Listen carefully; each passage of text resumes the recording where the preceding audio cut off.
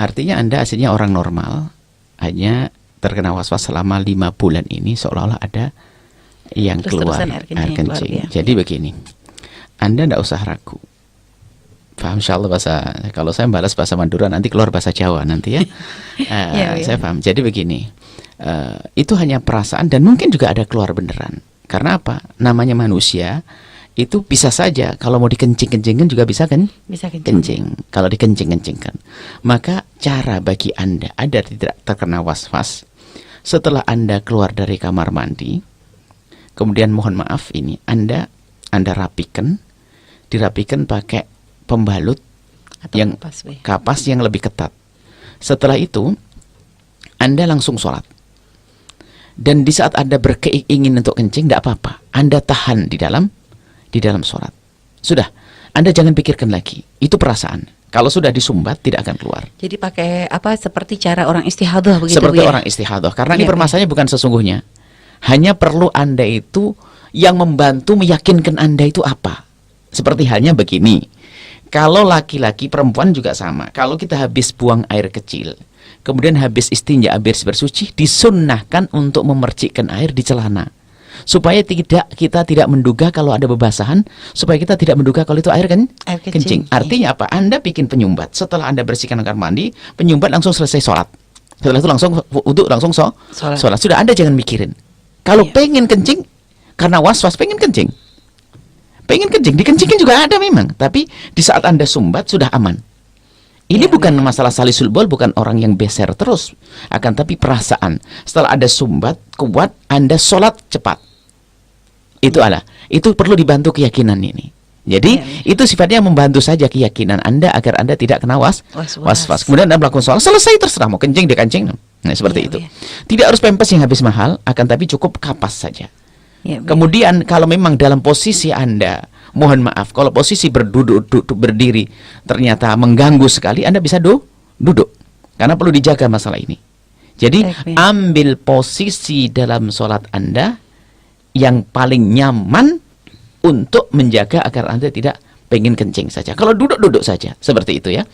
Semoga Allah memberikan kesembuhan. Dan jangan dituruti. Anda harus lawan ini. Mulai hari ini Anda sudah mulai sholat dengan saya kasih petunjuk ini. Kalau Anda turuti, na'udzubillah. Kenapa? Kemana-mana. Tambah was-wasnya bukan urusan kencing saja. Urusan yang lainnya. Merembet kemana akhirnya menjadi orang yang seperti orang gila. Was-was ini, was-was itu, Anda akan capek. Sekarang Anda lawan ini semua. Cukup kasih sumbat, kupas, kapas, atau kain. Kemudian setelah itu Anda langsung wudu dan sholat. Selesai. Kemudian setelah itu tidak usah dilihat lagi celananya apa, kencing dan itu hanya was-was perasaan. Saya pun juga begitu misalnya kalau kita tiba-tiba mau tidur tuh kerasa pengen kencing, dikencingin juga ada. Padahal kalau kita lupa lagi ceramah, lagi main, lagi ini misalnya, itu udah nggak kencing. Ya kan? Seperti itu. Itu sebenarnya namanya was-was, rasa perasaan saja. Baik. Subhanallah. Jadi begini. Was-was itu penyakit yang bisa mengobati adalah dirinya sendiri. Orang memberikan pengarahan itu kadang juga tidak akan masuk. Kenapa? Dia lebih percaya daripada was-wasnya tadi. Biarpun sudah punya ilmu kayak nggak punya ilmu. Sehingga Imam Ghazali mengatakan kalau sudah kena was-was itu kayak orang paling bodohnya orang. Sudah wudu belum wudu, sudah sah pada wudu yang sudah sempurna, mengatakan tidak. Makanya repot sekali orang was-was kecuali dirinya berusaha. Semoga Anda termasuk orang yang berusaha. Maka begini, selagi Anda tidak yakin kalau itu kotoran, nggak usah dipikir kotoran. Hitam-hitam banyak macam-macam. Warna hitam macam-macam.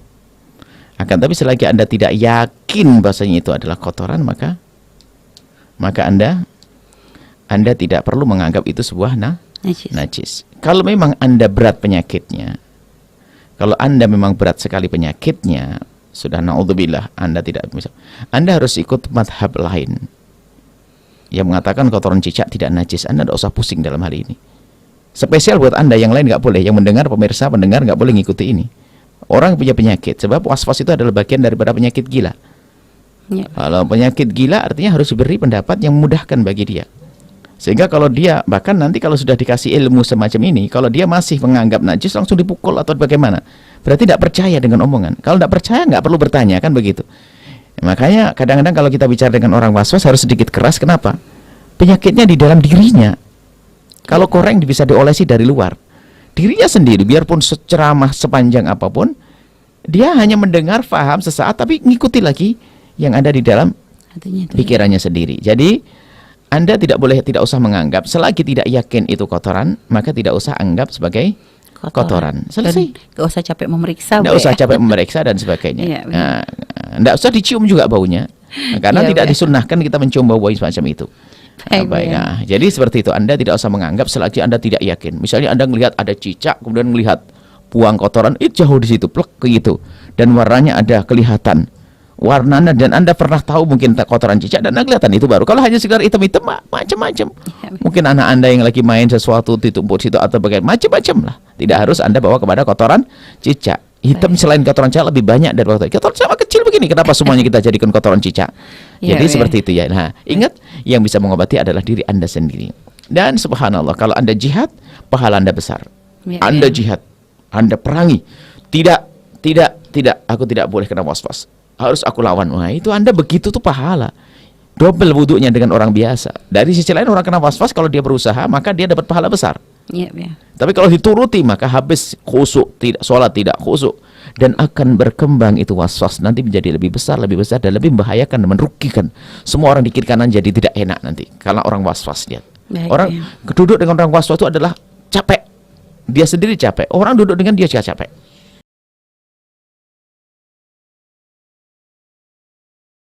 Setiap majelis ada was-was anjing. Enggak selesai terus. Sudah kita kasih madhab Maliki, pertanyaannya ada lagi, berkembang pertanyaannya. Memang ada yang luput, tidak saya jelaskan pun akhirnya jadi pertanyaan. Ini padahal sudah. Mulai dari masalah babi dan sebagainya. Kalau Anda mengatakan seperti orang gila, bukan seperti, sudah.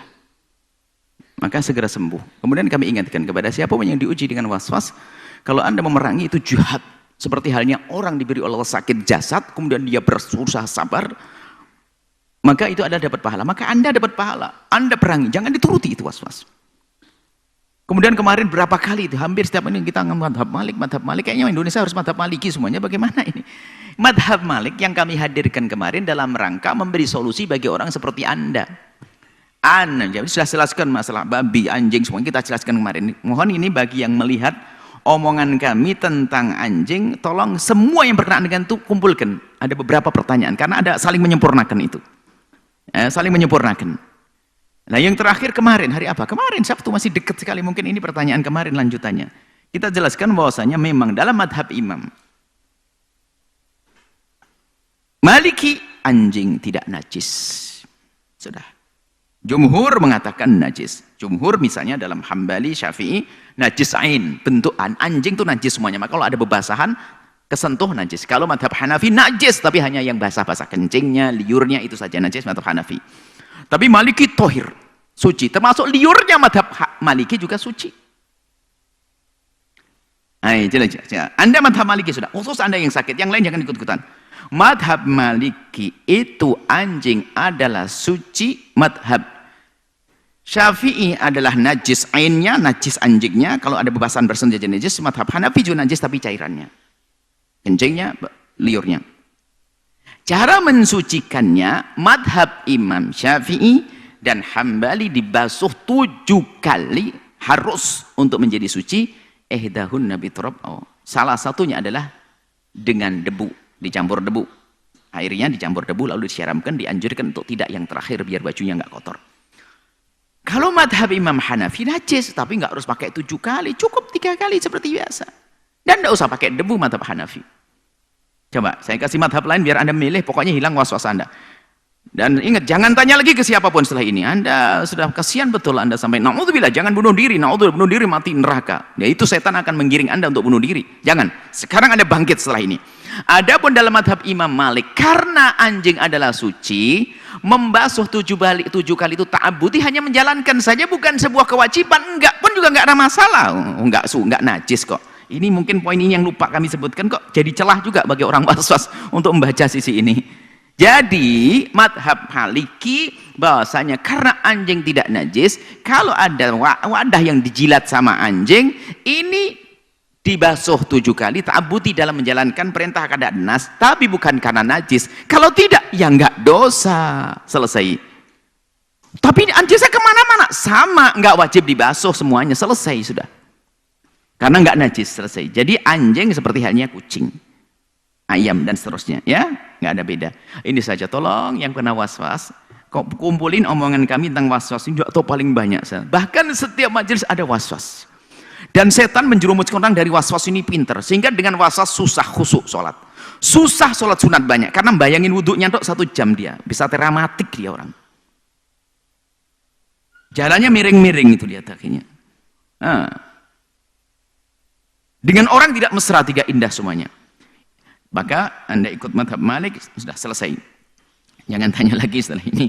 Insya Allah Anda sembuh. Dan kita doakan semua, doakan, mohon didoakan orang-orang yang kena was-was segera sembuh. Karena was-was itu sudah nggak mungkin khusyuk sholatnya, nggak mungkin. Dia mikir dong, sudah seharusnya menghadap kepada Allah sudah kabiro walhamdulillah katsiro. Kemudian dia harus membaca Al-Fatihah dengan menghayati maknanya. Dia masih ingat di kamar mandi tadi itu, kebasuh atau belum sandalku kok. Karena kelamaan kelingking saya jatuh ke lantai najis. Waduh. Kan ada sandal yang kelamaan. Masya Allah, jangan begitu ya. Sudah, madhab Maliki Anda saja, yang lain yang saya jangan ikut-ikutan. Anda madhab Syafi'i semuanya ini. Maliki saja untuk dia saja. Besok ada lagi celahnya. Mana? Celahnya lagi apa besok tanya lagi kira-kira. Ya, sudah insya Allah ya. Anda berjihad, perang itu saja.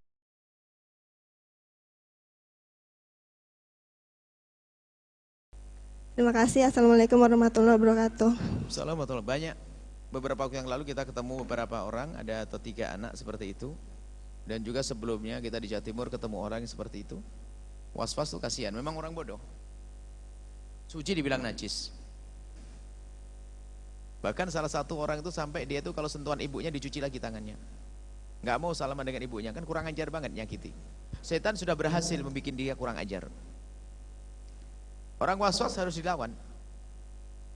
Najis, urusan najis, oh gampang nanti. Nggak boleh pakai satu madhab. Suruh bawa ke depan kami, saya beresin nanti. Maka misalnya urusan najis, najis kambing. Karena di kanan ada binatang, ada kambing, ada kerbau dan sebagainya. Kalau lewat itu sudah bingung, nggak bisa sholat. Karena apa? Dia akan najis. Makanya ada seorang alim menemukan orang was-was begitu, langsung kau sholat di atas kotoran kambing. Gimana sholat? Sah sholatmu. Madhab Malik, kotoran kambing nggak najis. Dengar kau. Dikasih yang lain madhab. Ada orang gara-gara takbiratul ihram niat,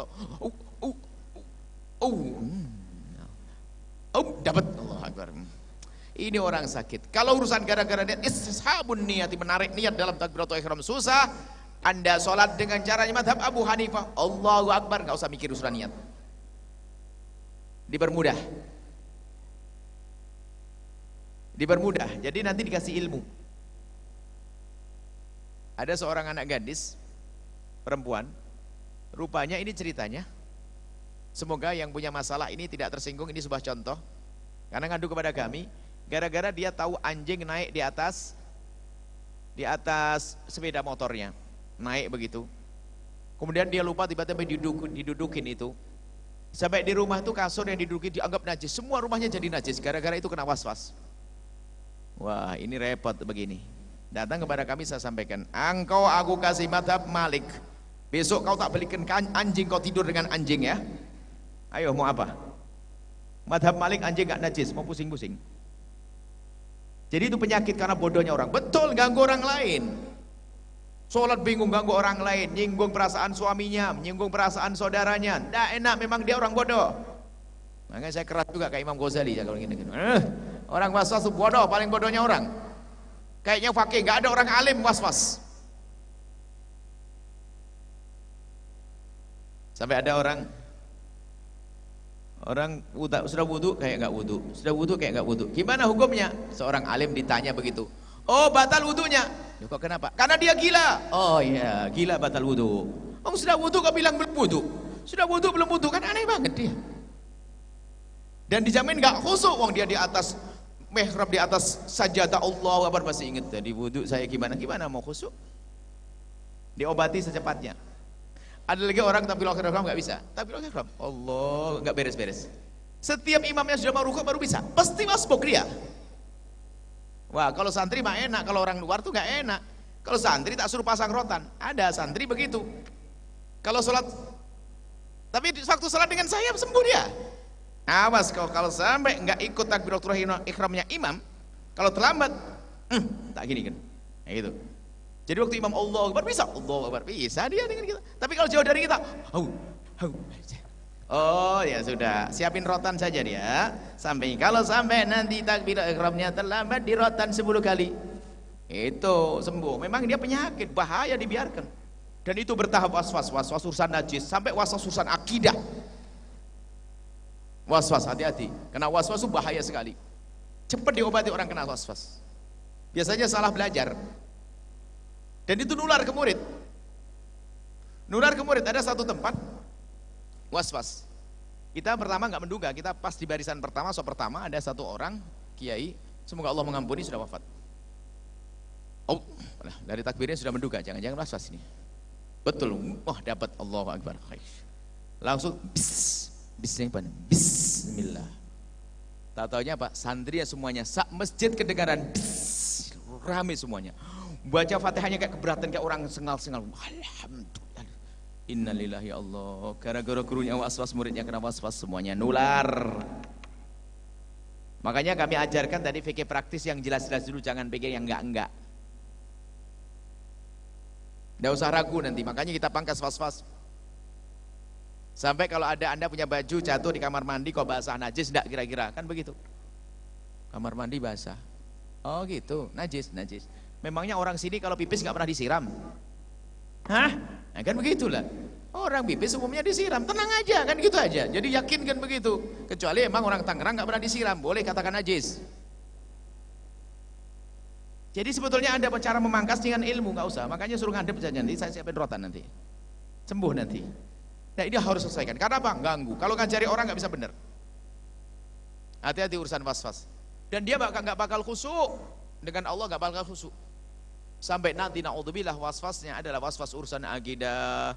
Saya sudah meninggalkan sholat saya kayaknya tidak sah diterima atau tidak, dan sebagainya, capek. Sehingga wudhunya pun 1 kolam habis, 2 jam, pucet, sakit, malaria. Dan itu kejadian, mungkin Anda pernah melihat, saya juga ada melihat orang semacam itu. Jangan kena was-was.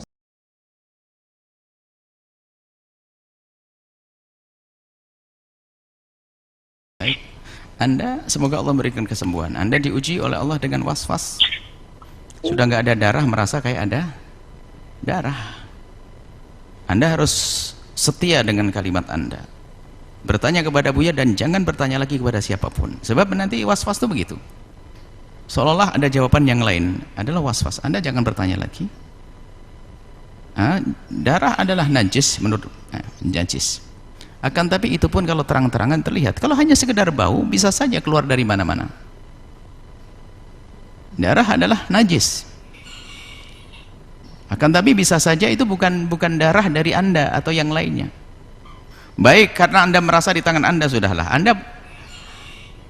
Ini spesial untuk yang punya was-was seperti Anda, was-was darah. Spesial, yang lain nggak boleh ikut-ikut.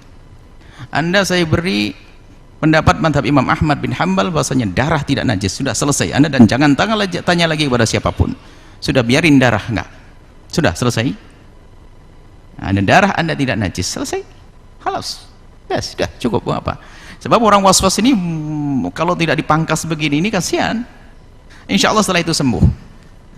Jadi kalaupun Anda ingin berpegang tetap dalam mazhab Syafi'i, selagi tidak jelas kelihatan jangan dipikir adanya darah. Selesai mazhab Syafi'i itu. Kalau ternyata mazhab Syafi'i pun adalah masih mental dengan was-was Anda, sudah. Anda ikut mazhab Imam Ahmad bin Hanbal bahasanya darah tidak najis, sudah selesai. Beres ya insya Allah. Jangan. Ini bukan disebarkan begini, ini untuk memberikan solusi. Ya, untuk solusi orang yang punya permasalahan seperti Anda, selesai. Kalau normal Anda tetap mazhab Syafi'i, najis dibersihkan. Kalau memang najasnya besar, kemudian pindah ke tempatnya. Kalau luka misalnya di jerawat kecil di sini atau bisul di tangannya sendiri, itu enggak, itu dimaafkan. Atau bisul luka, kemudian di bajunya yang dekat dengan lukanya enggak ada masalah, itu dimaafkan. Tapi kalau darah tiba-tiba darah di sana, darah di luar, darah dari orang lain ke kita, atau darah di tangan pindah ke jidat, pindah, itu najis dan besar tentunya, bukan darah sedikit.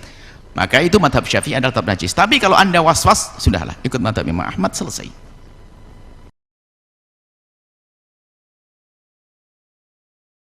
selagi Anda tidak perlu kena was-was. Sudah ada memang namanya, mohon maaf, orang buang air ke kloset. Kadang kloset ada air muncrat naik ke atas, kan begitu. Itu jelas najis. Tapi tidak sampai ke badan kan, hanya di sekitar wilayah itu. Mohon maaf seperti Anda sebut tadi.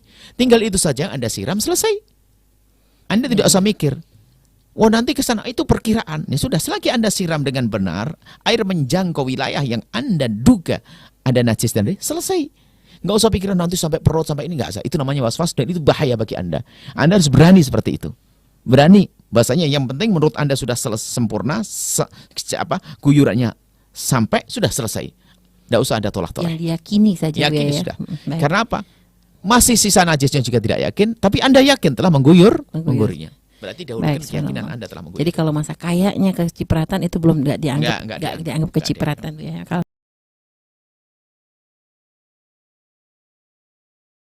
begitulah dahsyatnya syaitan di dalam menggoda. Syaitan menggoda hamba-hamba Allah melalui ibadah. Jadikan orang was-was.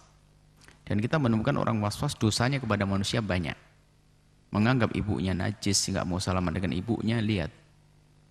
Dan dia sengsara dia. Hidupnya capek, kurang ajar kepada orang tua. Semoga yang kena was-was dengar suara ini. Yang bisa menyembuhkan dia sendiri kok. Dia berusaha memerangi. Dan di saat dia memerangi jihad, dia pahalanya besar. Maka kotoran kucing adalah najis. Khususnya dalam mazhab kita Imam Syafi'i najis. Sehingga karena dipel ya seluruh rumah ya najis. Dipel najis semuanya. Begitulah hukum. Di dalam mazhab Imam Syafi'i juga, sholat yang dilakukan bersama najis adalah tidak sah. Dan wajib diqadha. Waduh, berat banget. Iya. Ini adalah fikih di dalam mazhab kita Imam Syafi'i dan memang seperti itu. Akan tapi dalam kasus tertentu, orang awam yang memang selama ini belum mengerti, sholat fardu saja sudah luar biasa, lo kok suruh ngodok sholat 20 tahun, ini kan bisa kacau ini. Maka ada hikmah lain, tentu bukan untuk Anda ini, bukan yang normal ini, tidak. Ini yang punya kasus. Yang punya kasus apalagi kena was-was. Yang kasus kena was-was, maka bagi Anda bahwasanya Anda tidak usah mengulang sholat Anda. Anda harus ikut madhab yang mengatakan kotoran itu tidak najis. Itu ada di dalam madhab selain madhab Imam Syafi'i, yaitu ada madhab dalam madhab Imam Malik. Maka bagi dia saja, Anda tidak boleh ikut dalam hal ini. Anda sehat, mau kena was-was nih. Ini harus kami waspadai. Ini adalah untuk berikan solusi orang yang kena was-was semacam itu. Apalagi nanti kekhawatiran untuk, wah gimana sholat saya, ngodoknya tidak mampu. Tapi sebisa mungkin kalau mau ngodok, kodok. Tapi bicara sah, tidak wajib kodok, ya sudah ikut madhab ini. Karena dianggap sah. Sayyid Alwi dalam Muqaddimah Sab'aqutub Mufidah menyerangkan semacam itu. Kalau ketemu orang awam, kemudian melakukan satu amal, tidak sah menurut madhab kita, tapi masih bisa dianggap sah diikut madhab lain, tolong dia ikutkan madhab lain, taklid setelah amal, sah untuk menjaga. Bukan omongan saya ini. Dan itu kita jabarkan dalam satu buku kecil kita tentang masalah talfiq wa taqlid wa tasyri' al-islami. Ini kita bahas masalah itu. Jadi untuk dia adalah tidak usah mengulang sholatnya. Kemudian setelah itu karena dia was-was sudah spesial dia dengar kalau dia mendengar spesial. Tapi syaratnya jangan tanya ke orang lain lagi setelah ini, karena khawatir nanti malah Anda tidak dianggap najis buat orang kena was-was macam itu. Sudah, biar sholatnya khusyuk. Nah, khalas, selesai. Karena was-was itu penyakit yang mengerikan, harus beri solusi. Orang sakit, dia sakit, artinya begini, kita bisa memperlakukan orang sakit berbeda dengan orang sehat. Itu orang sehat normal, orang sakit, orang sehat ngapain minum pahit-pahitan, minum es degan yang ajib gitu. Orang sehat, orang sakit kasih jamu pahit, kenapa? Saya nggak mau, kamu sakit. Orang normal lo ditusuk nggak mau, ngapain saya ditusuk-tusuk? Saya sehat, karena sehat. Tapi tak-taunya ada orang bawa pisau bedah operasi, ngapain? Nah, itu loh kayak model begitu. Jadi tidak bisa disamakan antara orang sehat dan orang sakit. Kalau pengen sakit, ingin fatwa orang kena penyakit, ambil fatwa orang sakit. Kami menyampaikan ini khawatir orang main-main. Akan tapi kebenaran harus sampaikan. Bukan seenaknya orang ambil fatwa Malik pada ini. Ini hanya kasus tertentu. Kasus tertentu untuk orang-orang seperti itu. Jangan sampai nanti keluar bahwasanya Buya Yahya mengatakan kotoran kucing tidak najis, disendirikan dalam satu YouTube begitu nanti. Heboh sedunia. Ini yang salah bernama solusi, memberikan solusi untuk orang yang seperti itu. Wallahu a'lam bishawab.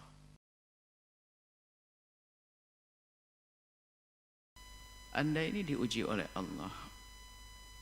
Kalau Anda lolos, Anda sukses. Penyakit waswas sama dengan penyakit yang lainnya. Penyakit waswas adalah penyakit, sama penyakit yang lainnya. Akan diangkat derajatnya asalkan dia betul-betul berusaha untuk merangi penyakit tersebut. Tapi kalau tidak diperangi percuma. Kalaupun seandainya, jangankan Anda tadi berkata yang madhab-madhab ini, kalau seandainya ketemu baginda Nabi pun masih bertanya yang lainnya. Karena penyakit dalam diri Anda, waswas. Anda dikasih 1000 perkataan, terus pikul, ulama berkata begini boleh, Anda pun masih bingung. Jadi bermasalah dalam diri Anda sendiri. Akhirnya sampai kurus. Bukan saja kurus, urusan pribadi Anda. Anda kalau punya suami nggak nyaman suami Anda dengan Anda. Bagaimana ada orang menganggap najis terus jalannya miring, misalnya ini dan sebagainya. Ibunda Anda pun tidak nyaman. Anda harus berpikir. Jadi sehingga orang kena waswas itu diuji oleh Allah. Makanya harus cepat sembuh, belajar sembuh. Bahkan itu bagian bentuk, mohon maaf, ini bahasa hormat sebetulnya, agar dia cepat sembuh.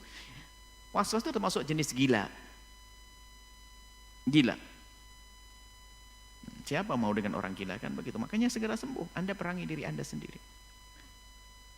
Anda tidak usah bingung urusan cicak. Baik, urusan cicak jangan dianggap najis. Saya pengen tahu najis hukmiyah yang Anda sebut tadi apa sih?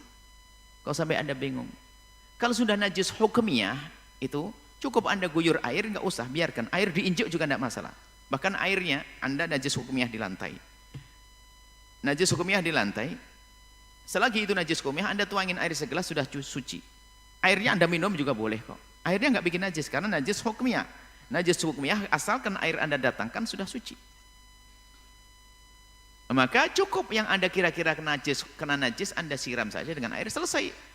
Habis itu air Anda buang atau Anda pel, tidak ada masalah. Karena apa? Yang jelas najis hukmiyah sudah Anda datangkan air kepadanya. Kemudian urusan kotoran cicak. Betul, Anda tidak usah ikut madhab yang mengatakan kotoran cicak najis, selesai.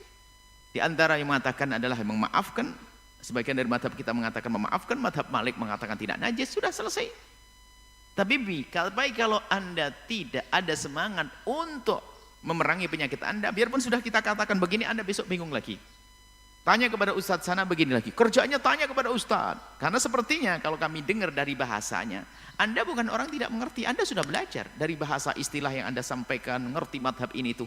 Anda sudah banyak belajar, cuman penyakit kan dalam diri Anda. Bahkan kalau Anda ketemu Imam Malik pun Anda bertanya kepada Imam Malik, ketanya yang lain, saya pengen cari Abu Hanifah. Setelah ketemu Abu Hanifah, Anda pengen ketemu dengan Auza'i. Ketemu Abu Hurairah nanti. Sampai kapan nanti? Gak bisa begitu. Anda perangi itu semua. Sudah, Anda dalam ini pikir sudah. Selesai, ya Anda cukup segala gadarnya sudah selesai. Allah Maha Pengampun. Baik, makanya najisnya apa? Kalau najisnya adalah sesuatu yang apa sih najisnya misalnya? Urusan kotoran binatang adalah khilaf dalam ini. Jelas yang dianggap najis sudah bagi orang-orang seperti Anda. Baik ya. Ingat omongan kami. Biarpun 1000 mufti memberi fatwa kepada Anda, jika Anda tidak ingin merubah, tetap saja Anda akan bertanya dengan 2000 mufti nanti. Anda keliling sampai Anda kurus.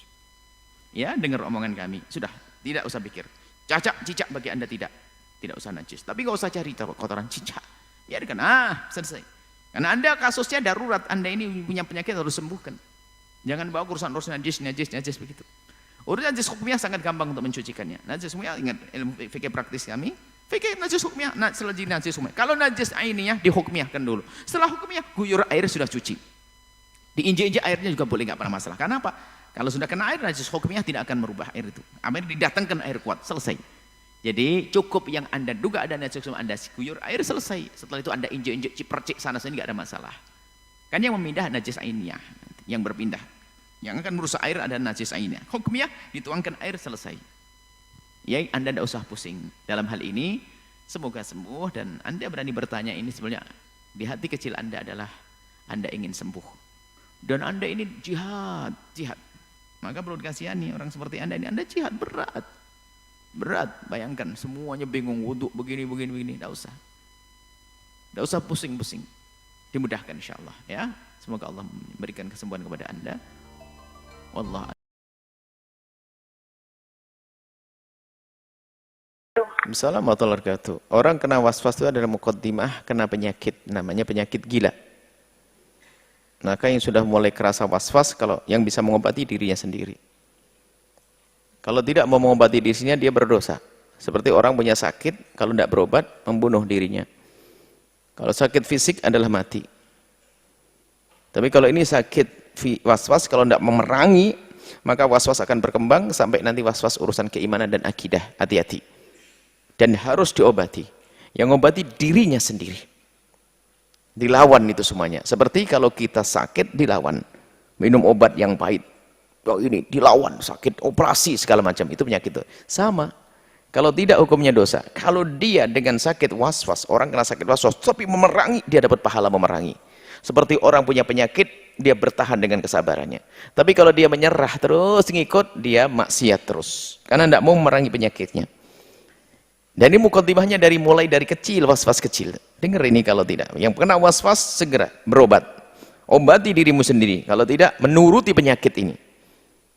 Dan bisa sampai was-wasnya was-was lebih besar lagi. Urusan akidah, berkembang was-was itu. Orang lain nggak bisa. Bahkan sampai dikata kalau malaikat Jibril datang nggak didengar juga. Karena apa? Dia lebih mengikuti hawa nafsunya. Lawan, namanya berobat, dilawan. Termasuk yang ini yang bertanya adalah was-was buang angin. Sudah. Kalau memang usul was-was buang angin, dengar. Ini bagi orang yang kena was-was, dengar betul sabda Nabi. Kalau ada orang merasa dirinya buang angin, ada dalam hadis Nabi, maka jangan keluar dari sholat kecuali engkau dengar suara dengan kupingmu atau kau cium baunya dengan hidungmu. Kalau enggak, jangan keluar. Oh. Ini dipangkas langsung was-wasnya. Jadi dengar enggak? Kalau enggak dengar ya enggak. Nyium baunya enggak, ya sudah, jangan diikuti. Ini was-was bahaya banget. Jadi jangan perasaan bukan sesungguhnya. Kecuali memang ada orang yang bukan perasaan, bener keluar angin terus. Ya, organnya sudah rusak misalnya. Ngebuka terus, angin terus, maka cara sholatnya dirubah. Jika berdiri dan sujud dia akan buang angin, maka sholatlah duduk.